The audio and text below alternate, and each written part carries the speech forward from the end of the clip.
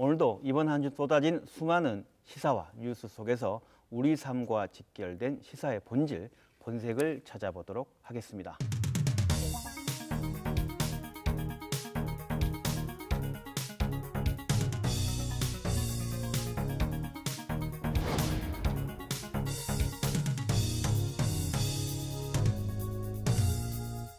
네, 지난달 31일 광주형 일자리가 논의가 시작된 지 4년 6개월 만에 극적으로 타결됐습니다. 그동안 김낙곤의 시사본색은 초대부터 더불어민주당 홍영표 원내대표를 시작으로 광주형 일자리 문제에 대해서 집중적으로 문제를 다뤄왔습니다. 오늘 인더 시사에서는 광주형 일자리 협상이 타결된 이 시점에 앞으로 남겨진 과제는 무엇인지 알아보도록 하겠습니다. 오늘 이 주제로 함께 이야기 나눌 분을 소개하겠습니다. 광주광역시 이병훈 문화경제부시장 나오셨습니다. 네, 안녕하십니까? 네, 안녕하십니까?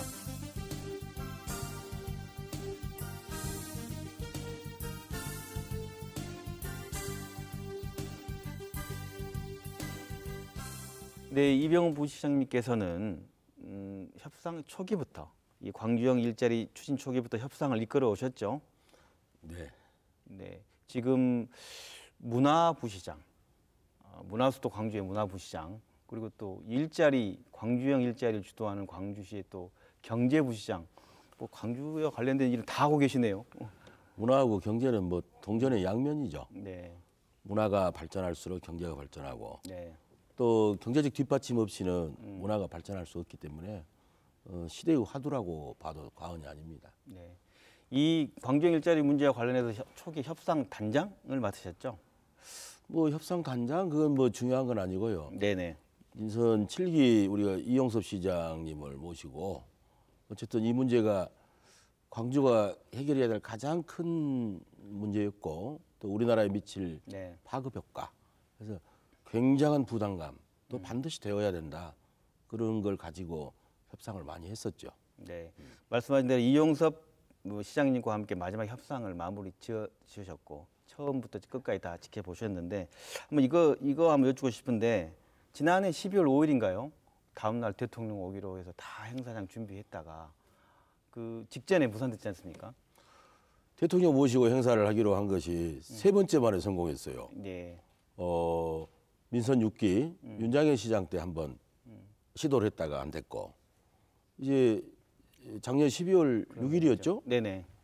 다 된 걸로 알고 했는데 마지막 그 한 조항 때문에 그게 무산이 되고 이번에 되게 된 것이죠. 네, 방금 말씀하신 그 마지막 한 조항 한번 말씀 들어볼게요. 그 한 조항이 무엇이었습니까?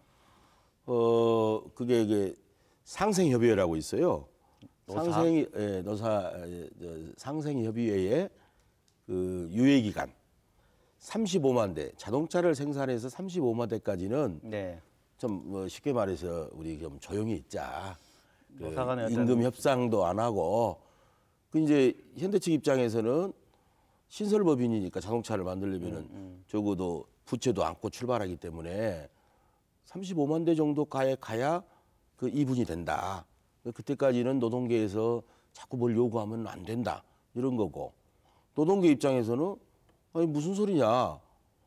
35만 대면 1년에 7만 대 생산하면 5년 동안은 노동계는 목소리를 내지 말란 소리냐. 네네. 이런 오해가 있게 된 것이었죠. 그렇죠. 그 말씀은 지금 그 조항에 대한 게 2달 사이에 그러면 이해의 폭이 서로 간에 이해하게 되고 접근하게 된 겁니까? 아니면 어떤 변화가 있는지 사실상 궁금해요. 시청자 입장에서는.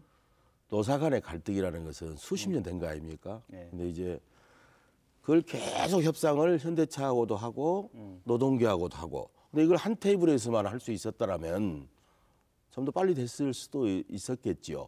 근데 그 구조가 안 돼요. 네. 현대차하고 광주시하고 협상하고 노동계하고 광주시가 협상을 해야 돼요. 그리고 소통을 해야 돼요. 이러다 보니까 굉장히 피곤한 과정이었지만은 그래도 광주 노동계가 성숙한 모습을 보여줬던 것이고 조항 하나 때문에 이렇게 시간이 2달 걸렸다. 이건 서로 간의 불신을 신뢰할 수 있는 그런 기간, 숙려 기간이라고 봐주면은 맞을 겁니다. 노사상생발전협의회에서 결정하는 처우에 관한 사항을 35만 대 자동차 생산할 때까지 효력을 갖는다. 라고 투자협약서 내용은 일종의 정치적 합의라고도 볼 수 있는 것 같은데 이게 지속적으로 유지될 수 있습니까? 어떻습니까? 지금 이게 광주역 일자리가 정착을 이 협상을 해서 투자 협약을 체결할 때까지 네. 4년 6개월 걸렸잖아요. 네네. 얼마나 많은 그동안의 그 연구와 갈등과 이해와 그런 과정을 겪었기 때문에 이 사회적 합의를 이끌어내는 광주 시민들이 있고 전 국민이 있어요. 그래서 이건 뭐 저희들이 지켜질 것으로 봅니다. 원래 그 35만 대란 것도 35만 대 생산할 때까지는 노사 좀 조용히 있기로 하자라는 식의 표현은 법률상으로는 하등의 하자가 없어요. 우리나라 근로기준법은 임금 협상을 2년에 한 번씩 돼 있습니다. 그래서 이게 가장 큰 상위법이에요. 네네. 근데 우리가 한 것은 사회적 합의죠. 네네. 이제 합의가 예를 들어서 현대차를 통해서 수익이 나면은 그 수익을 정말 같이 나누는 노사 상생 경영을 우리가 전제로 하기 때문에 법률상의 하자는 없는데 이 사회적 합의가 중요하다라는 것이죠. 이 본격적인 사업 추진이 앞으로 어떻게 되느냐 간략하게 앞으로 좀 어떤 절차가 진행되는 건지 간략하게 먼저 얘기해 주시고 한번 궁금한 거 여쭙겠습니다. 예, 금년에는 네. 가급적 상반기대에 신설 법인을 설립을 합니다. 네. 법인이 설립되고 법인 설립되기 전에 일단 투자자를 모집을 할 거 아닙니까? 네. 투자자를 모집한 다음에 이 법인을 설립하게 되고 거기에서부터 출발해서 2021년 하반기에는 공장이 문을 열 수 있도록 생산 시작한다는 거죠. 2021년 하반기부터. 그렇죠. 네. 그러면 그 전에 이제 직원도 채용해야 되고 공장도 부지를 매입해서 공장도 지어야 되고 네네. 이런 수많은 과정이 남아 있죠. 네, 그렇군요. 그렇다고 한다면 이제 그 먼저 올 상반기에 법인을 설립하겠다라고 한다면 먼저 이 얘기 먼저 한번 여쭤보고 시작할게요. 시장님께서 강조하신 걸 들어보거나 하면 이게 전 세계에 한 번도 없는 모델이다. 그러니까 독일 같은 경우는 아우토호초는 기업이 나서서 투자를 이끌고 지자체가 지원한 거라면 이건 광주시가 투자의 주체가 돼가지고 하는 건 없는 모델이다 해서 얘기하는데 이거에 대한 또 반대하는 사람들은 이런 모델이 어딨냐. 또 김경진 의원 같은 경우 이제 사회주의 모델이다. 안 된다라고 얘기를 하거든요. 이거에 대해서 어떻게 얘기하실 수 있으십니까? 지금 시대의 최대 화두는 일자리입니다. 네. 젊은 사람부터 나이 든 분들까지 우리가 수명이 연장되다 보니까 일자리가 가장 소중하죠. 네. 그러면 지방자치단체든 국가는 일자리를 만드는 것이 최대의 책무이죠. 그래서 경우에 따라 우리가 간접적으로 지원을 해서 하는 경우도 있지만은 네네. 이번 경우는 시가 직접 주체가 돼서 나가는 거기 때문에 독일도 이런 사례가 없고 네. 일본도 이런 사례가 없습니다. 그래서 가보지 않은 길이라고 볼 수 있는데 이건 우리가 세계 최초 모델이라고 할 수 있죠. 그래서 이것은 우리 시에서도 앞으로 법인이 설립해서 잘 돌아갈 수 있도록 최선을 다하겠지만은 많은 분들이 도와주셔야 돼요. 네. 도와주셔야지. 왜냐하면 이게 일자리를 만들어내고 이게 생산성이 높아질수록 일자리가 더 확대될 거 아닙니까? 저는 또 이런 의미가 있어요. 지금 자동차에서 출발을 했는데 네네. 현대자동차 솔직히 말해서 재벌 기업들이 광주에 투자를 합니까? 우리는 민주주의를 성취한 자부심을 갖고 있는 네네. 곳인데 전국적으로 보면은 저평가를 받고 있어요. 그리고 두려운 도시, 죄송합니다. 강성 이미지가 남아 있는 거죠. 네. 근데 이번에 어찌됐든 현대자동차가 이렇게 위탁 생산을 해서 완성차 공장이 만들어짐으로써 삼성이든 SK든 LG든 광주에서 이런 일이 있었구나. 투자할 수 있는 근거를 만든 겁니다. 그래서 또 하나의 의미가 있다. 이렇게 보는 것이죠. 알겠습니다. 그런 의미로 해석가지고 이제 가보지 않은 길에 대한 미래 비전을 잘 될 수 있을 거다라고 이제 얘기하셨는데 잘 되려고 한다면 하나하나가 이제 잘 준비가 돼야 된다 말씀을 이해되고 그 첫 번째 단계가 이제 법인 설립 말씀하셨으니까 그러면 투자를 받아야 될 거 아니겠습니까? 투자는 지금 앞으로 어떤 계획으로 어떻게 진행되는 겁니까? 투자가 지금 우리가 이제 590억, 광주시가요? 예, 네. 현대차가 530억. 네. 그다음에 나머지를 2,800억을 자기 자본으로 합니다. 네. 나머지 1,680억 정도 이것은 이제 저희들이 투자자를 모집할 겁니다. 재무적 투자자라고 하는데 근데 그 나머지 그 1,600억인가요? 이것은 그럼 어떻게 투자를 받는 겁니까? 자기 자본.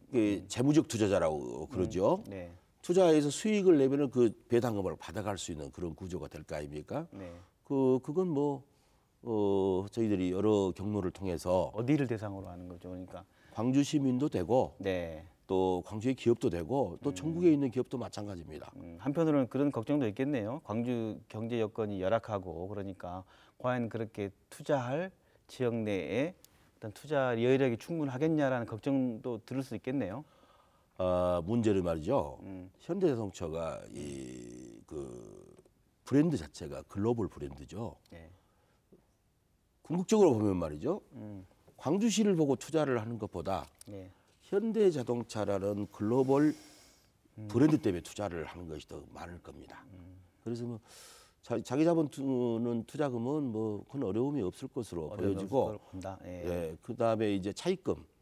그러니까 2,800억의 자기 자본은 큰 어려움이 없다. 차입금은 어떤 거죠? 차입금은 이제 우리가 그동안에 접촉을 빌리는 해왔었고 네. 산업은행, 기업은행 충분히 의지를 가지고 있어요. 그래서 뭐 그건 뭐 차입해서 쓸 수 있는데 그것마저도 예컨대 글로벌 브랜드가 아니면 차입이 어렵죠. 근데 구조 틀은 잘 갖춰진 것으로 보여집니다. 그러나 이제 방심하지 않고 법인 설립이 빨리 끝나야 네. 또 전체적인 그 다음에 절차를 밟아야 되기 때문에 방심하지 않고 최선을 다해서 투자자 모집할 겁니다. 그럼 이 회사가 광주시가 제1 주주인 회사인 그렇죠. 거죠? 이게 공기업입니까? 그럼 어떤 기업으로 저희 봐야 되는 건가요? 공기업은 아니고요. 네. 그 별도의 민간 기업이죠. 민간 기업에다가 일자리 창출이라는 공익적 목적을 위해서 투자를 하는 그런 격이 되는 것입니다. 만약에 이 회사가 흑자가 날 수도 있고 적자가 날 수도 있는 거 아닙니까? 그럼 적자가 난다면 이게 이 적자 부분을 광주 시민이 안아야 되는 겁니까? 어떻게 되는 겁니까?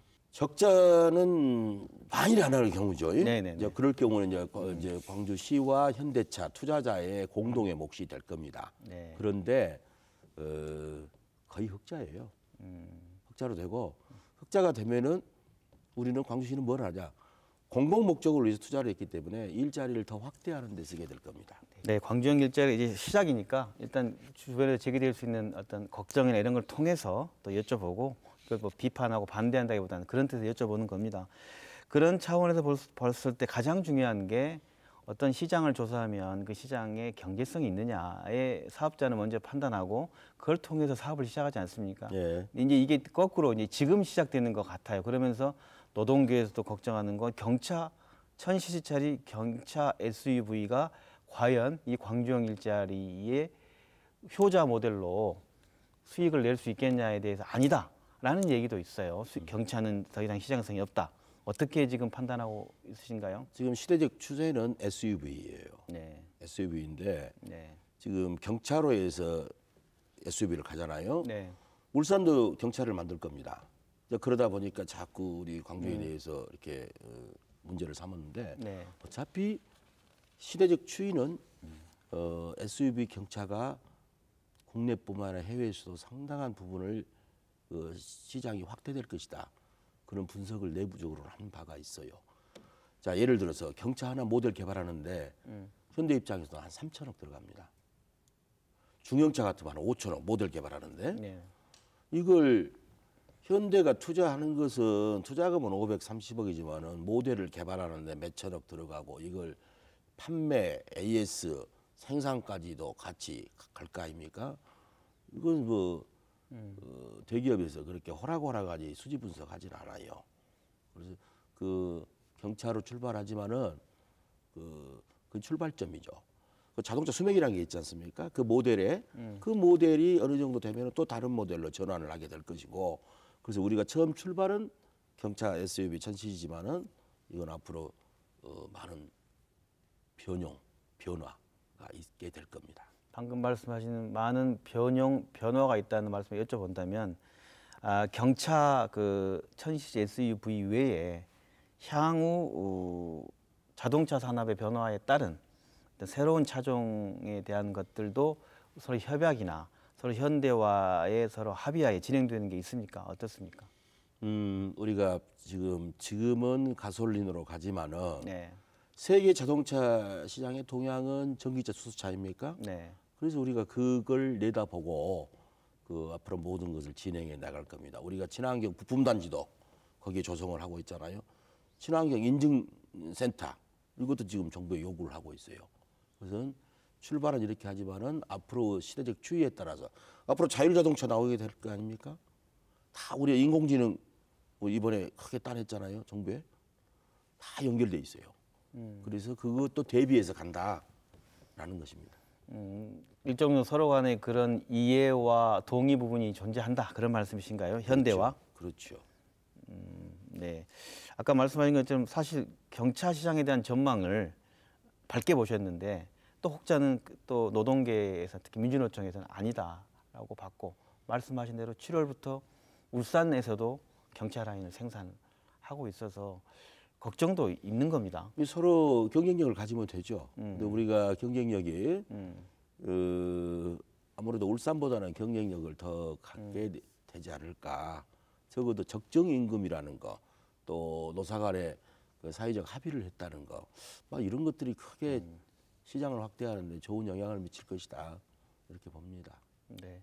방금 그 적정 임금 얘기하지만 노동계는 임금을 낮춰서 나쁜 일자리를 만든 거다라고 하면서 파업 얘기를 또 하고 있고 동의하지 않고 있습니다. 이 부분 노동계와 밥먹 부분 어떻게 해결해 가실 생각이십니까? 제조업의 임금으로 보면 우리가 절대 낮은 임금이 아니잖아요. 제조업 전체 평균으로 보면은 자동차로 보면은 상대적으로 낮은 임금이에요. 네. 그 낮은 임금을 우리는 공동복지 프로그램이라고 해서 그 아파트든 뭐 개방형 체육관이든 복지시설이든 이것을 국가와 우리 광주시가 그 근로자들을 위해서 그 지원 프로그램이 있거든요. 네. 그래서 어찌 보면은 낮은 임금 절대 아닙니다. 반값 임금 그렇게 표현할 일은 아니에요. 우리는 일자리를 만들기 위해서 지금 그 임금을 가지고도 정말 하고자 하는 사람이 많은데 그동안에 자동차 시장에서는 자동차 업계에서는 고임금을 받았잖아요. 그러다 보니까 자동차가 경쟁력이 떨어지게 된 것이고 현대자동차가 23년간 국내에다가 자동차 공장을 안 만들었어요. 해외에다만 만들었습니다. 그게 뭐 때문에 그랬습니까? 고임금, 노사 갈등 이것 때문에 그러는데 광주형 일자리로 사회적 합의 틀을 만들다 보니 이게 국내에 이제 짓게 되면 25년이 되겠죠? 네. 25년 만에 짓게 되는 겁니다. 이건 상당히 의미가 있어요. 해외에 나가 있던 공장들이 전부 국내로 들어올 수 있는 계기를 만든 거예요. 그래서 이것을 뭐 일부에서 임금이 적다 이렇게 단순히 볼 일은 아니고 우리나라 산업계 전체에 미친 지금은 자동차에서 출발하지만은 다른 제조업에 또 밖으로 많이 나가 있잖아요. 다시 국내로 들어올 수 있는 계기를 만들 수 있는 것이고 그것이 새로운 일자리를 만드는 것입니다. 그 이제 이 완성차 공장의 지속 가능성 문제인데 이게 정권이 바뀌거나 아니면 또 뭐 우리 광주시 시정이 바뀌거나 이렇게 되면 안정적으로 일자리로 자리 잡을 수 있을까 시민들이 또 불안해할 수도 있어요. 지속 가능한가? 뭐든지 지속 가능한가에 대한 질문을 받으신다면 어떻습니까? 지금 사실은 저희들이 시장님을 비롯해서 저 모든 광주시청에 우리는 지속 가능성을 처음부터 염두에 둔 겁니다. 네. 만일에 일자리도 중요하지만 일자리가 계속해서 확대돼야 되는데 정권이 바뀌어도 큰 변화를 안 입을 겁니다. 이유는 이 자체가 서로 비즈니스 개념으로 출발을 했고 그래서 뭐 정경유착이라든가 그 일부에서 그런 말 하던데 제가 경험해 보면 전혀 아니에요. 그래서 우리는 끊임없이 지속 가능성에 염두에 두고 그러면 이제 완성차만 공장만 중요한 게 아니죠. 부품업체 앞으로 나아갈 친환경에 대한 그런 것들 이걸 종합적으로 해서 설계하고 그 정책을 펴 나갈 겁니다. 네.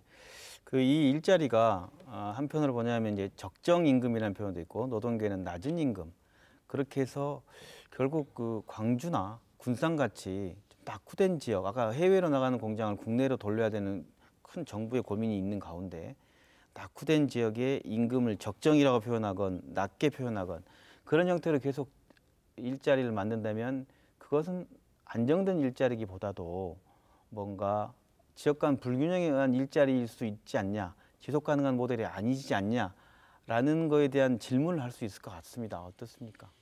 광주형 일자리를 지금 문 대통령께서는 전국으로 확대를 해서 각기 지역에 맞는 그 광주형 일자리를 모델로 해서 확대시키고 싶어 하셔요. 네네. 이유는 뭐냐?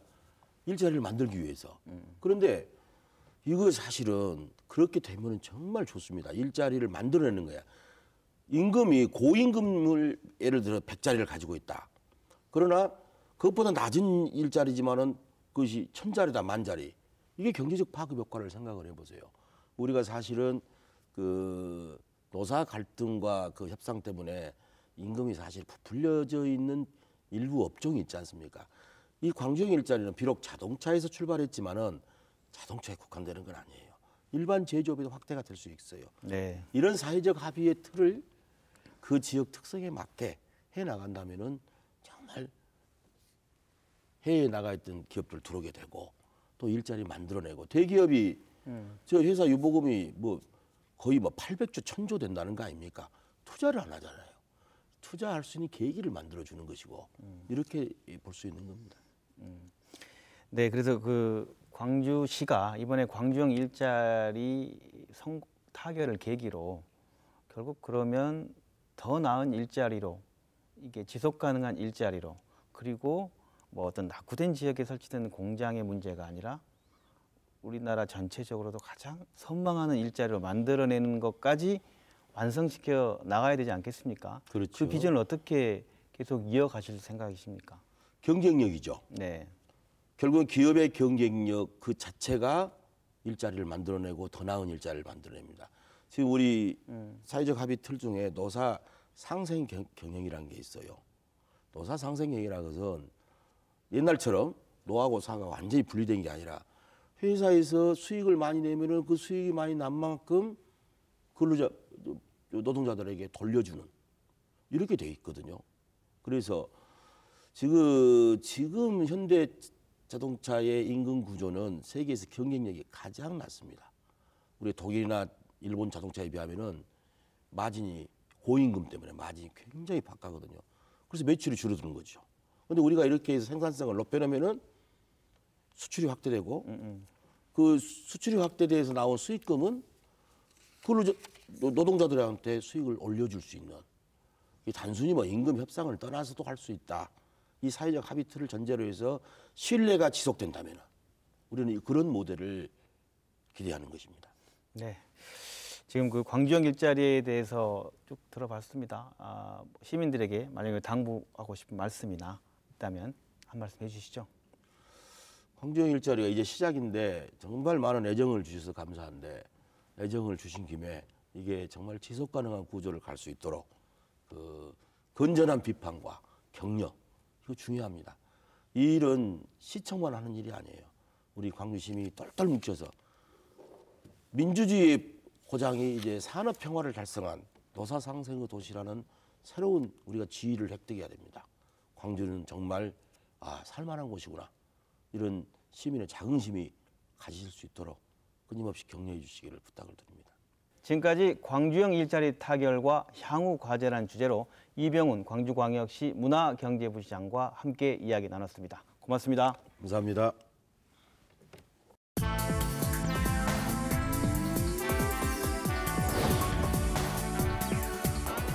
네, 이번에는 이번 한 주 가장 뜨거웠던 이슈에 대해서 날카롭고 명쾌하게 분석해보는 이슈 저격 시간입니다. 오늘은 어등산 관광단지 조성 문제에 대해서 이야기 나눠보도록 하겠습니다. 함께 이야기 나누실 두 분 소개하겠습니다. 광주일보 정치부장이죠. 윤현석 기자 나오셨습니다. 안녕하십니까? 네, 안녕하십니까? 네.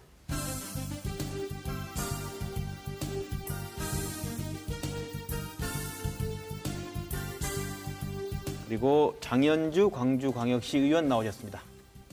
안녕하십니까? 네, 반갑습니다.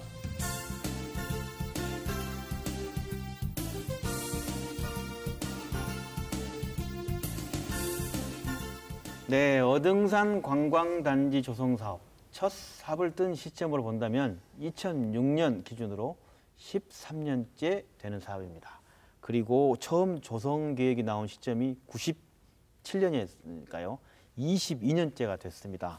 시청자 여러분께서 어등산 얘기만 들으면 뭐가 됐다는 건지 안 됐다는 건지 정말 헷갈리시고 한편으로는 피곤하다는 생각도 드실 텐데요. 오늘 저희 얘기 들어보시고 요점이 뭔지 한번 파악해보는 시간이 되시기 바랍니다. 먼저 이야기부터 한번 해볼까요? 네. 가장 최근 시사는 이런 겁니다. 지난해 주식회사 호반이 우선 협상자로 선정되면서 이 문제가 이제 제대로 사업이 진행되나 보다라고 했는데 엊그제 또 다시 호반이 안 하겠다. 네. 하고 무산됐어요. 네. 이 호반이 제안한 사업 내용이랄까 어떤 과정으로 우선 협상자로 선정된 건지부터 얘기한다면 그 우선 협상자로 선정이 되고 나서 협상을 해야 되는데요. 네. 구체적인 제안서 내용을 가지고 협상을 해야 되는데 좀 난항이 있었습니다. 그러니까 레지던스 호텔의 어떤 위탁 문제, 민간 위탁 문제 가지고 좀 논란이 됐고요. 이 협상할 때 그렇습니다. 제안을 네. 뭐뭐 하겠다는 건 기업이 하는 겁니까? 아니면 광시가 하는 겁니까? 기업이 제안서를 제출하고 네. 그 제안서를 바탕으로 광주시의 어떤 의중을 가지고 협상을 벌이는 건데요. 어등산에 호반이 네. 뭐뭐 하겠다고 얘기했겠네요. 어떤 걸로 그렇습니다. 하기로? 전체 이제 유원지 개발 면적이 12만 평 정도 됩니다. 네, 예, 만 근데 평. 그 중에 이제 절반 정도가 숙박 시설로 이렇게 계획을 되어 있어요. 그 중에 레지던스 호텔 아까 말씀하신 것도 있고 네. 일반 호텔도 있습니다. 콘도. 네. 그리고 일반 호텔 250실. 근데 일반 호텔만으로는 수익이 안 난다는 것들 때문에 네. 레지던스 호텔 이게 임대 사업을 하는 거죠. 뭐 네. 분양을 하게 돼 있고요. 이게 그걸로 이제 수익성을 맞추려고 레지던스 호텔을 이제 대거 투입하게 된 거고. 호반이 생각하는 그리고- 수익성 모델이 네네. 그쪽이고요. 그게 이제 공공성은요? 예, 그게 이제 절반 정도의 숙박 시설로 들어가는 거고. 네. 여기에 이제 휴양 시설 음. 그리고 이제 오락 시설 이런 게 들어가고 상업 시설도 있습니다. 일부 상업 시설이 들어가고 그런데 이제 기타 시설로 이제 공공 시설이라고 들어갔는데 호반 측에서 이야기하는 이 공공 시설이 네. 청년 창업 지원 센터를 만들겠다라는 것이었어요. 청년 창업 지원센터. 네, 청년 창업 지원센터가 공공 시설로 들어오는 게 맞느냐 이게 어느 만큼 고민을 하고 이렇게 계획을 한 건지 저희가 문제 제기를 많이 했었습니다. 그러니까 핵심은 뭐냐면 이 호반의 이 사업 제안서에 문제가 있다고 판단되는 거는 선수익 시설 후 공익 시설이라는 겁니다. 그러니까 일단 수익 먼저 챙겨놓고 네. 그 다음에 이제 공익을 보겠다. 이게 이제 어등산 사업이 계속해서 지금 우여곡절을 겪고 온 가장 큰 원인이 이 기업체가 먼저 들어와서 본인의 이익부터 챙기고 그 다음에 이제 이 공익시설 하다 보니까 이 어떻게 보면 이 공공 자산인 이 어등산이 계속해서 이제 표류를 하게 될 수밖에 없었고요. 네. 사실 이번에 이제 저희들이 좀 이 제안서를 좀 분석을 해봤습니다. 사실 이 제안서 내용을 보면 이제 호반 측에서 투자한다는 금액이 한 1조 600억 원 정도 됩니다. 1조 원대나 됩니까? 예, 1조 엄청난 원대입니다. 금액을 호반 입장에서는 큰 금액이죠. 그렇습니다. 네. 1조 600억 정도 되는데 음. 실제로 본인들이 투자하는 금액은 한 3천억 원이 안 됩니다. 한 2,800억 원 정도. 근데 이제 아까 이제 의원님께서 잠깐 말씀하셨지만 이 레지던스 호텔을 분양했을 때 만약에 분양을 한다. 이렇게 됐을 때는 레지던스 호텔이 1,500실 잡고요. 한 3억 원 잡으면 355, 뭐 4,500억이라는 돈이 나옵니다. 분양했을 결국에 때. 이 호반 측에서 봤을 때는 레지던스 호텔을 분양해서 자기 투자금 플러스 수익을 얻고 나서 그 다음에 이제 나머지 부분들은 좀 챙겨서 보겠다 이런 입장인 것 같아요. 그러니까 도시공사 입장에서는 야 이건 100% 어떻게 보면 그 호반 측의 입장에서만 생각한 거 아니냐, 이건 안 된다라고 이제 제동을 걸다 보니까 이제 아마 포기를 한 거 아니냐, 뭐 이런 네. 분석들이 나오고 있습니다. 기업 입장에서 이제 수익 창출한 부분이 기업의 근본적인 어떤 존립 근거 아니겠어요? 네네. 당연히 수익을 요구할 것 같은데 네. 지금 계속 말씀 나오면서 결국 이제 들어보니까 수익성의 핵심적인 단어로 네네. 계속 나오는 말이 레지던스 호텔입니다. 그래서 솔직히 레지던스 호텔이 영어로 되어 있는데 뭐길래 네. 이 부분이 결국 협상을 갈랐다는 거죠. 네네. 이 장기 숙박형이라고 하면 보통 3개월 정도를 거주하는 것을 봅니다. 그러니까 3개월이 왜 3개월이냐면 이 주민등록법상 3개월 이상 거주하면 네. 이 주민등록을 옮기게 돼 있습니다. 근데 그렇게 하지 않고 지금 3개월 정도 미만에서 이렇게 숙박하는 경우를 이 레지던스 호텔, 장기 숙박형 임대 주거 시설이다 이렇게 저희들이 부르고 있는데요. 이제 이 시설이 지금 계속 인기를 끌고 있는 이유는 이게 1가구 2주택에 해당이 안 됩니다. 그러니까 이 투자 개념으로 많은 사람들이 지금 보고 있고요. 레지던스 예. 호텔을. 특히 이제 서울, 그다음에 제주도 이 두 군데에서는 수요가 있습니다. 분명히 관광객들이 오랜 기간 머물 수 있거든요. 사실 싼 가격에. 그러다 네네. 보니까 서울하고 제주도에서는 굉장히 큰 인기를 끌고 있고 이 광주에 같은 경우에는 야 이거 사실상 그 주택으로 쓰는 거 아니냐. 아파트 아니냐? 예, 아파트 아니냐. 이제 이런 논란이 아파트 나오는 분양하는 거 아니냐? 이 결국 이 얘기인 그렇습니다. 거네요. 예, 핵심은 이제 그 얘기인 거죠. 실제로 이번에 이제 문제를 삼았던 게 도시공사에서 요구한 거를 호반이 받지 못한 건데요. 그 네. 요구가 두 가지였어요. 뭐였냐면 네, 네. 레지던스 호텔 운영 주체를 민간 위탁해서 전문 위탁 업체에게 맡겨서 위탁 운영을 해라라는 것이었어요. 쉽게 말해 레지던트 호텔 지어서 네네. 지었는데 운영은 호반이 하지 말고 네. 제3의 어떤 회사를 설립해서 해라. 그런 뜻인가요? 근데 이제 이것은 애초에 호반이 제안서를 낼 때 본인들의 제안서에 그렇게 하겠다라고 적어져 있었던 겁니다. 네. 자기들이 하겠다고 했다고 예, 했었네. 운영 문제는 그런데요. 네. 전문 민간 위탁 업체에게 맡겨서 하겠다라고 했는데 나중에 이것을 하지 못하겠다고 한 거죠. 왜 그랬을까요? 그는 이제 수익성을 더 내기 위해서 그렇죠. 그리고 이제 또 하나 요구했던 게 뭐냐면 숙박업이 아니라 주거용으로 사용하지 않겠다. 이것을 명시하라라는 것이었어요. 호반 측에. 차이가 주거용으로 사용하지 않겠다는 명시는 어떤 의미인가요? 쉽게 설명하면 그러니까 아파트 분양처럼 그렇죠. 그렇게 하지 않겠다라는 거죠. 명시해라. 네네네. 도시공사에 요구한 거죠. 네네네. 네. 그런데요. 숙박용으로 정확히 명시하라. 이것도 못하겠다고 한 겁니다. 그러다 보니까 정확하게 이건 아파트 분양과 전혀 다를 바 없이 된 거죠. 똑같다고 본 겁니다. 네네. 결국은 도시공사에서 볼 때는 이건 아파트 분양이다. 네네. 그거 별 차이가 없다라는 겁니다. 그러니까 민간 위탁을 했을 경우에는 이렇게 됩니다. 이게 임대료를 받게 되죠. 그러니까 민간 위탁 업체에게 이제 레지던스 호텔을 운영을 맡기게 되면 임대료를 받게 되는데 호반이 주장했던 것처럼 분양을 하게 되면 분양 대금을 받게 되는 겁니다. 훨씬 이제 더 큰 수익을 아파트 분양 때 받는 그렇습니다. 예, 한꺼번에 대금을 받는다는 바로 거죠. 대금을 받게 돼 있기 때문에 이 초기에 수익을 굉장히 많이 보장을 받을 수가 있죠. 업체 입장에서 봤을 때는. 네. 근데 이제 임대료를 계속해서 받게 되면 그거는 이제 굉장히 좀 오랜 기간 동안의 일이고 그다음에 이제 가장 도시공사에서 걱정했던 부분들은 그겁니다. 그러니까 3개월 아까도 말씀드렸듯이 3개월 이상 거주를 계속 해버리는 경우. 지금 이제 서울이나 이 제주도에서 이 문제가 나오고 있는 것이 있는데, 그러니까 이 편법 운영을 하는 겁니다. 사실상 레지던스 호텔을 가지고 계속 거주를 해버리는 거죠.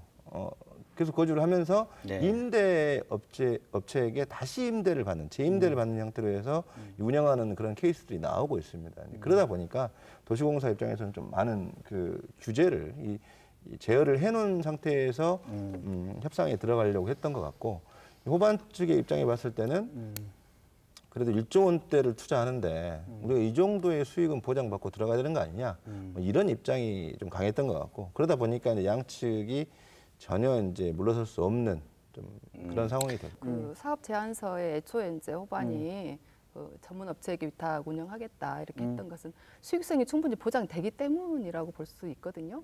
이렇게 다른 전문가들이 이렇게 분석을 하시기에도 이 정도로도 충분히 수익은 난다. 그런데 그 수익을 더 많이 가지려는 호반 측의 욕심이 과했다.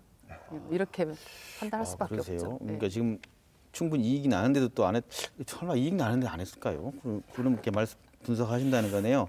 이 호반이 그 광주시에 보낸 내용을 이제 신문사 기사로 난 거로 보면 현 경제 사정으로는 레지던스 등 분양에 성공한다는 보장이 없다.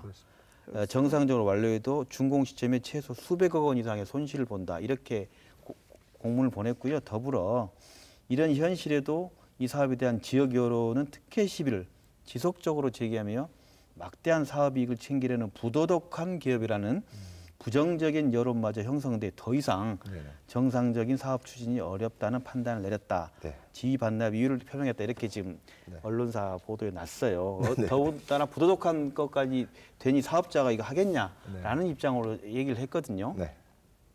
근데 이게 사실 이제 어등산의 문제에 국한되는 건 아니라고 봅니다. 사실 이제 호반 건설이 지역의 중견 중견 건설업체가 아니죠. 이제 지역의 어떤 대기업군에 지금 들어가 있고요. 그다음에 건설로에서는 아마 지역에서 가장 수위 업체인데 이 수위 업체가 이 어등산 정도는 좀 맡아줘야 되는 거 아니냐 이런 여론이 있었고요. 또 이제 그 동안에 호반 건설이 했던 그 아파트나 혹은 그 시설들을 좀 건축물을 좀 봐보면 시민들의 입장에 봤을 때는 좀 이익만 너무 추구했다 이런 비판을 받을 소지가 분명히 있습니다.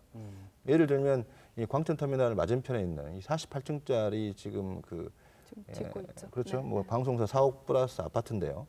근데 이 지금 48층짜리 건물을 보면서 누가 이 건축물이 광주와 어울린다 이런 생각을 하겠습니까? 제가 봤을 때는 좀 상당히 좀 기존의 어떤 틀에서 벗어난 개발이다. 근데 그렇다고 본다면 제가 봤을 때 호반이 이번 기회에 좀 어등산 개발에 좀 더 공익적인 측면을 좀 고려해서 개발해서 좀 시민들에게 이 호반 건설의 이미지를 좀 더 좋게 할 필요가 있었다.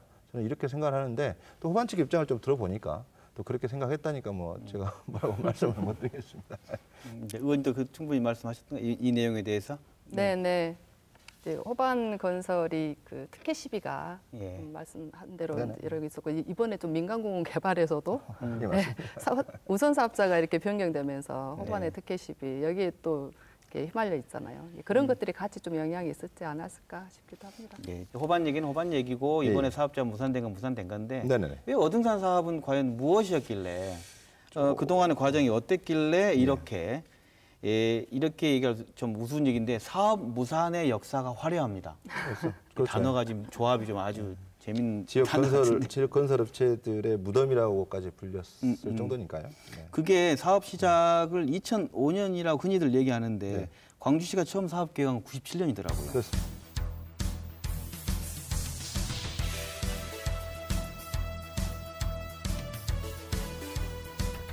그래서 이제 2003년도에 예. 개발 제한 구역이 해제가 됩니다. 그다음에 2004년도에 어등산 빛과 예술의 테마파크 뭐 이런 사업 많이 들어봤어요. 빛과 예술의 테마파크. 그렇습니다. 네, 근데 네. 이게 광주의 광자, 이 빛골 광자를 써가지고 이제 아마 이 빛과 예술 테마파크라는 사업을 했는데 이제 설명회를 해가지고 이제 뭐 롯데나 금호에서 이제 이런 그 대기업들도 상당히 관심을 갖는데 사실 이제 그때만 해도 저희들이 그 휴양 문화라는 게 없었습니다. 2004년 5년이면 굉장히 저희들이 어려웠을 때고 그때 IMF 막 지나고 뭐 저희들 외환위기 막 이런 상황이었기 때문에 상당히 제가 봤을 때도 이때 사업자들이 참여하기는 굉장히 어려웠을 것이다 이제 생각이 드는데 사업 참여를 안 했고요. 그래서 2005년 1월달에 다시 사업자를 공모했는데 이제 지역 업체가 이제 들어오게 됩니다. 이게 삼능건설입니다. 삼능건설이 들어와서 맨 처음에 사업자를 맡아서 이제 2005년부터 네. 사업을 시작이 됩니다. 그럼 거기다가 지금 뭘 하겠다는 걸로 그때 이제 결국 개발 제한구 해제되면서 된 거였던 거죠? 당시에? 뭐 거의 비슷합니다. 지금 골프장, 네. 그다음에 그 유원지, 그다음에 특급 호텔, 호텔, 뭐 공연 시설, 뭐 이 정도입니다. 그러니까 거의 비슷합니다. 네. 지금 현재 호반 계획하고 거의 유사하다고 생각하시면 될 것 같습니다. 그러네요. 당시 저희가 찾아보니까 이러네요. 네네. 아까 말씀하신 어등산 빛과 예술의 테마파크에 참여한 대기업 네. 관계자의 말이 네네. 이런 겁니다. 첫 공모 당시 지역의 예산과는 달리 지역업체 한 곳이 신청하는 그쳤는데 대기업 관계자가 네네. 골프장은 수익이 나지만 네네. 저기 특급 호텔, 네. 공연시설은 적자가 뻔하다. 네. 사실상 처음부터 수익을 낼 수 없다. 그렇죠. 이렇게 말을 했어요. 네네. 그러고 난 이후에 방금 말씀하신 대로 선정된 삼능, 금광, 모아 이렇게 자꾸 기업이 넘어가면서 예. 진행됐거든요. 네네. 삼능이 이제 2009년에 워크아웃이 되죠. 법정 관리. 예, 워크아웃이 되고 그 다음에 금광이 2010년도에 이제 맡았다가 법정 관리에 또 들어가고요. 네. 그 다음에 이제 모아 종합건설이라는 데서 금광이 이제 전액 투자했던 어등산 리조트 여기를 이제 100% 지분을 사면서 모아에서 이제 했다가 다시 모아가 이제 손을 놓게 되면서 이제 표류를 하기 시작한 겁니다. 그러네요. 실제 이제 그 불발탄을 제거하는 작업이 3년 동안 지속이 돼요. 그러다 보니까 이 제거 사업에만 이제 매달리다 보니까 다른 개발 사업은 못 하게 되고 이런 과정이 있었던 거죠. 그래서 실제로 이제 기업들이 굉장히 좀 자금난에 시달렸던 것들이 있었던 것 같고 그래서 자꾸 이제 법정 관리에 들어가고 부도가 나고 그러면서 사업자가 계속 이제 바뀌게 됐던 거죠. 네. 말씀하신 게 불발탄 제거하는데 3년 걸리고 그 사이에 주인들은 계속 바뀌어 네. 나가는 과정이었는데 그렇게 됐군요. 근데 애초에 사업자 이렇게 부침을 겪는 동안에 애초에 건설하기로 했던 뭐 관광호텔, 가족호텔, 빛의 뭐 전망대, 예술센터 등은 조성되지 못한 채 27홀 골프장만 남게 된 결국은. 겁니다. 당시에 왜 골프장이 조성되고 이게 어떻게 된 거죠? 이게 이제 아까도 잠깐 말씀드렸는데 이 수익 시설을 먼저 하겠다. 이게 이제 굉장히 컸고요. 그 당시에 이제 그 어등산 리조트에서 이제 먼저 이 골프장부터 조성을 하기 시작을 합니다. 이 골프장 조성을 하면서 이제 이게 이제 공사가 완공이 되니까 이거를 이제 우리가 먼저 개장을 하겠다. 선 개장을 하겠다 골프장. 이게 이제 논란의 화두가 된 겁니다. 2012년도의 일인데요. 2012년도에 네. 골프장을 먼저 개장하겠다는 논란이 벌어지면서 이제 광주시와 갈등도 되고 이 법정 소송으로 들어가게 되는 겁니다. 근데 이제 이 당시에 그 법원에서 중재를 하게 되는데 이 중재 내용이 상당히 좀 그 중재 말씀하시기 전에 네네. 궁금한 게 네. 골프장만 남겨뒀다고 했는데 네. 그러면 원래 이 업체가 부침이 있다 하더라도 네. 광주시가 약속은 네. 원래 그 동시에 뭐 공공적인 네. 걸 동시에 개발하고 골프장도 같이 개발하고 아니면 공공재를 먼저 개발하고 골프장 나중에 뭐 있지 않았습니까? 어떻습니까? 실제 실시 협약이 있었습니다. 네. 실시 협약 내용에서 보면은 네. 골프장 건설 이전에 휴양 시설을 먼저 만들어야 한다 이런 내용이 먼저 있습니다. 공공재를 먼저 하라는 거죠? 네네. 그리고 실시 협약은. 예, 네. 그리고 근데 이제 시행 계획을 보더라도 어떻게 네. 되어 있냐면 2009년도에 이 휴양 시설 먼저 완공을 하고 네. 그 다음에 4분기 가서 골프장이 완공되는 그런 계획이었어요. 애초에는. 네. 근데 그 계획을 지키지 않은 거죠 업자가. 안 지켰는데 업체는 이제 그래도 우리 어려우니 골프장 먼저 개장해달라 이렇게 했다는 거죠? 그렇습니다. 그러니까 그 개발하는 과정에서 이렇게 강주시가 행정을 제대로 하지 못했다라는 것이 이제 그 지적이 되고 있는데요. 왜냐하면 네. 2013년도에 이제 감사원에서 기관 감사를 할 때 그 지적을 합니다. 뭐라고 하냐면은 네네. 이렇게 이제 실시 협약이 되어 있으면 이 건설 개발을 할 때 시가 관리 감독을 해야 되지 않습니까? 가서 네네. 봐야 되잖아요. 네네. 골프장만 하고 있는지 아니면 휴양시설도 같이 하고 있는 그렇죠. 것인지. 근데 당연한 것 같은데. 근데 그것을 하지 않았다는 거죠. 여기에 이제 강주시의 책임도 없다 하지 않을 수 없죠. 안 하신 분들 다 어디서 지금 뭐 하고 계신지 모르겠네요. 진짜. 그렇습니다. 네. 이 일관성도 없었고요. 네. 이제 이 업체가 이제 여등산 리조트가 이제 법원에 소장을 내게 되는 거죠. 왜 또 먼저 이분들이 개장하겠다. 아니 약속 안 지키 시하고 약속 안 지키는 분들이 왜 소장을 내는 건가요? 업자 입장에 봤을 때는 계속 네. 적자가 이제 누적이 되죠. 이제 그러세요. 어찌 됐든 이 새로 만들어진 시설이 있으면 그거 먼저 가동을 하면서 우리가 이 비용을 가지고 다른 걸 하겠다. 지금 이렇게 공공재도 나온 겁니다. 하겠다 번 그렇습니다. 돈으로. 예. 네. 근데 그것이 지금 이 제대로 또 지켜지지 않은 거죠. 어떻게 안 지켜진 건가요? 지금 저희도 2012년에 이제 1차 조정안이라는 게 나옵니다.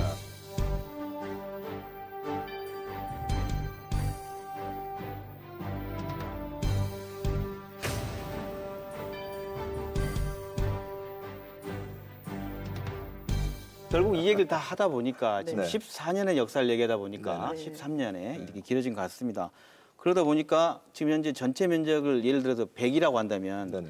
100 중에 27홀 골프장이 한 면적이 154 절반 예, 이상입니다. 절반 이상이죠? 예, 예. 57% 정도 됐어요. 예, 그럼 그렇습니다. 골프장은 어등산 리조트라는 곳이 가져갔네요. 네. 유원지가 한 12만 전체 부지 평 15% 정도 네. 되는 것 같아요. 예, 그렇습니다. 맞습니다. 42만. 그 정도. 네. 지금 그럼 이번에 호반에 제시한 조건은 이 15% 땅 가지고 네. 어떻게 하라는 그런 겁니까? 네, 그렇습니다. 맞습니다. 예. 그 유원지 개발에 대한 계획을 받는 겁니다. 내놓으라는 거죠. 그럼 그동안에 그 100%땅 중에 85%는 다 어디 가거나 다른 업자에 있고 15% 땅만 남게 된 이 어등산 개발의 과정 네네.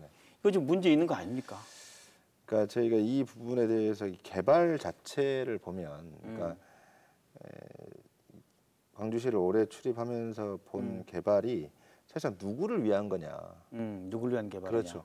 이 공공기관이 개발을 하는 거는 시민한테 뭔가 혜택을 주기 위해서 개발을 하는 거거든요. 네. 근데 지금 이 어등산 개발을 보면 이게 광주시가 굉장히 많이 이 좌충우돌 했습니다. 그러니까 맨 처음에 기준을 확실히 정해놓고 그 기준에 따라서 이 집행을 해야 되는 건데 이 사업을 계속 그 민간 사업자들을 쫓다 보니까 사실 어등산 개발이 이 급한 게 아닙니다. 예를 들면 저희들이 도시철도 2호선이나 뭐 광주형 일자리나 이런 것들처럼 빨리 결정해서 어떤 진행을 해야 될 사업이 아니고요. 예. 정말 적당하고 적정한 사업자가 왔을 때 거기에 대해서 우리 시민들한테 어떤 혜택이 돌아갈 것인가를 고려해서 차분히 결정해도 되는 상황인데 네. 이걸 지나치게 서둘러서 어떤 그 종지부를 계속 결론을 지려고 하니까 이런 문제들이 나타났지 않았나.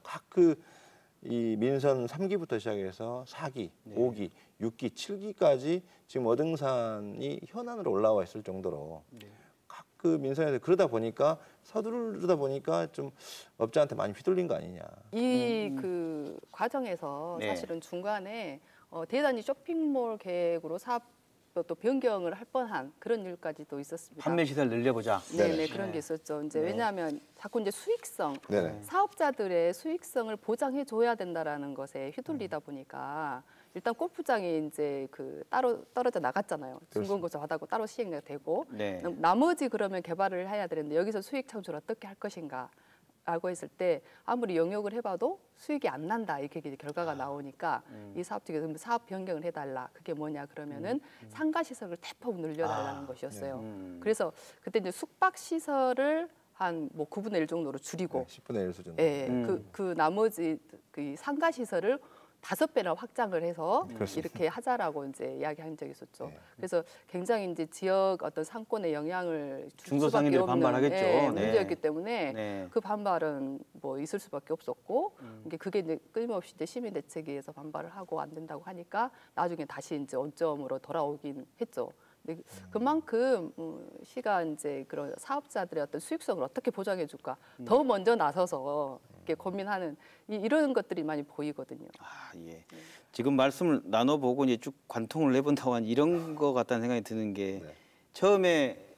처음에부터 골프장 외에 다른 건 수익이 안 난다라고 대기업의 참여가 네. 저조했는데 그 골프장마저 지금 한 군데가 가져갔어요 이미. 네. 그러면 말씀 나누면 남은 땅 그중에 15% 유원지 땅 갖고 광주시가 민자를 투자하고 유치하려고 한다면 더 많은 종전보다 더 많은 이익권과 이득을 주지 않는 한 이득이 안 나올 거 아닙니까? 그런 말씀이신 거예요. 네, 그러니까 네. 되돌아본다면 그러면 현재 광주시가 이제 이번에 무산되고 나니까 네네. 다시 또 이제 어떻게 해볼겠냐라고 지금 얘기가 나왔는데 또 네네. 사업자 재공모는 뭐 다른 얘기들이 나오는데 네네. 이런 태생적 한계 속에서 이제 고민이 있을 텐데 앞으로 어떻게 지금 진행되고 광주시의 뜻은 어떻습니까?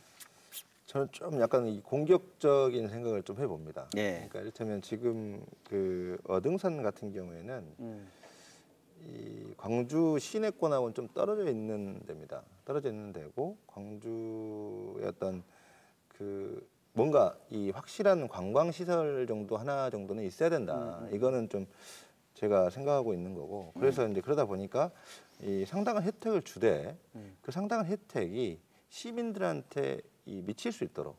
그러니까 저희가 아까도 이제 잠깐 말씀드렸듯이 개발이 시민을 위한 개발이거든요. 근데 지금까지 모든 시의 개발은 어떤 업체를 위한 개발이 되는 겁니다. 네.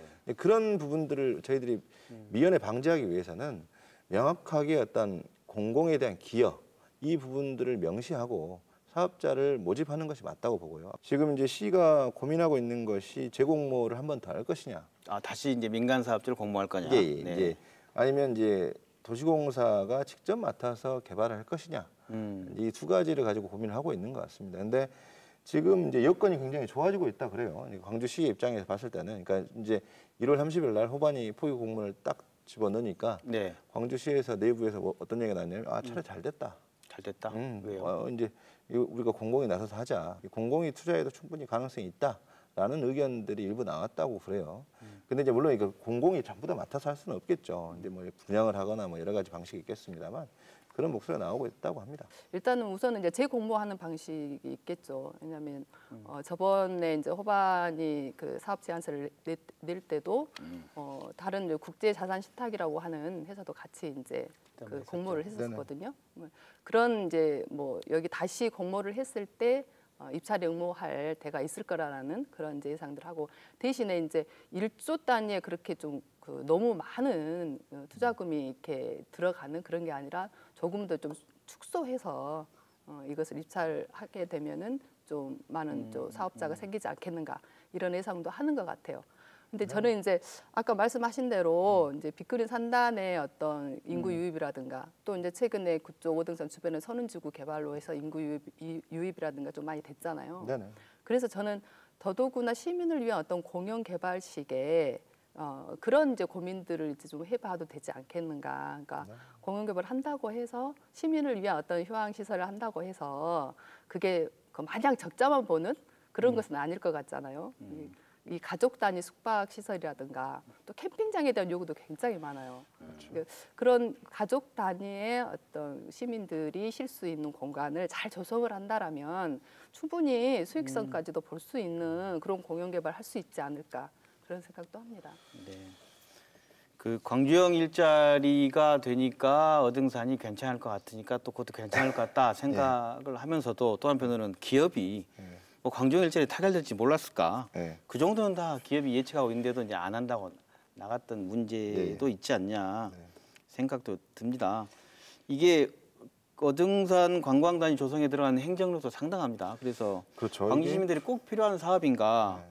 이게 사회적 합의가 이루어진 거로 봐야 되는가에 대한 걸 한번 끝으로 한번 서로 생각해봐야 할 것 같아요. 어떻습니까? 저는 좀 공개하는 것이 좀 필요하지 않나. 공개, 이 개발 계획이 네. 제안서가 저는 업체하고 이렇게 그 시하고 짬짬이 해서 이렇게 하는 개발은 아니고 네. 더 이상 좀 이런 제안서가 들어오면 시청 광장에다가 공개도 하고 네. 또 여러분들이 알 수 있게끔 이렇게 보여주는 것도 저는 좋다고 보고요. 지금 계속 면적은 계속 줄어들었고 그 면적이라는 것은 사실 광주 시민의 전체 재산입니다. 전체 재산인데 그 재산이 이제 뭐 슬그머니 하나씩 없어지다가 지금 이 정도 남아 있는 거거든요. 그러면 저는 이거라도 시민들이 도대체 이것이 개발됨으로 해서 나의 삶이 광주 시민의 어떤 전체적인 어떤 삶의 질이 얼마큼 좋아지느냐 이런 부분들을 판단할 수 있도록 시가 명확하게 기준을 제시해야 한다고 봅니다. 네, 뭐 시민들이 합의 말씀을 하셨는데 사실 이제 민선 7기 들어서 해결해야 될 오래된 해묵은 개발 사업이 이제 2개 있었습니다. 도시철도 2호선 그리고 이제 오드산 관광 개발 단지 뭐 이런 거였는데 사실 이제 도시철도 2호선은 모든 시민들이 이제 날마다 어떤 교통 체증이라든가 이런 것들 문제가 있기 때문에 피부로 어떤 이 문제를 어떻게 할 것인가에 대해서 굉장히 관심 있고 또 필요하다라는 또 여론도 많이 있었고 이제 이런 게 있었는데 오드산 관광 개발은 시민들이 과연 그만큼 체감을 하는 문제인가 한번 생각을 해볼 필요가 있어요. 네. 이게 사실 제가 보더라도 그 근거지에 살고 있는 그런 해당 지역의 주민들이라든가 부동산업자 이분들의 목소리는 굉장히 빨리 개발해야 된다 이렇게 높지만 나머지 시민들 같은 경우 그렇게 큰 필요성을 못 느끼거든요, 사실. 네. 그렇기 때문에 저는 좀 천천히 시민들을 위한 어떤 공간으로서 어떻게 활용하면 좋겠는가 이것을 그리고 또 수익성과 공익성을 어떻게 좀 잘 결합할 수 있는가 이것을 충분히 수기할 시간이 있다고 보거든요. 이게 급하게 서두를 문제는 아니기 때문에 저는 충분히 그런 것들을 좀 수기할 수 있는 시간을 가지고 말씀하신 대로 시민들의 의견들을 좀 들으면서 이게 좀 개발이 되었으면 좋겠다는 생각입니다. 이 시점에 맞는 개발과 보존 방식은 무엇인지 생각해보고 그래도 답이 안 나오지 않는다면 후손들에게 그 지혜를 묻고 남겨두는 것도 하나의 방법이 아닐까 생각해 봅니다. 오늘 시청해주신 여러분 고맙습니다. 두 분 감사합니다. 감사합니다. 고맙습니다. 네.